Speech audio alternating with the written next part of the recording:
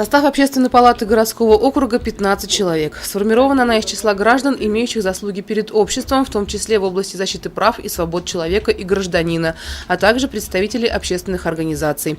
Общественная палата призвана претворять в жизнь гражданский механизм взаимодействия горожан с органами местного самоуправления на принципах добровольного участия в деятельности в целях обеспечения согласования общественно значимых интересов граждан, общественных организаций, объединений и органов местного самоуправления.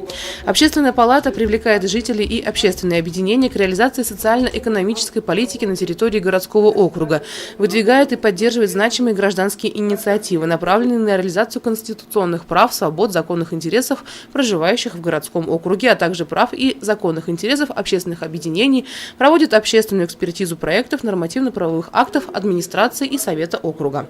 Согласно положению, Общественная палата формируется по рекомендации главы администрации. Именно он после проведения консультаций с представителями общественных, религиозных, политических объединений, профсоюзов, средств массовой информации, осуществляющих деятельность на территории городского округа, в течение 1 месяца определяет кандидатов из числа жителей населенного пункта, имеющих заслуги перед обществом, пользующихся авторитетом и уважением среди горожан, и предлагает им войти в Общественную палату. Председателем обновленного состава палаты была назначена директор гимназии Ирина Варламова, ее заместителем директор Центра занятости населения Руслан Хабиров, секретарем директор школы номер 8 Ильдар Рызбаев.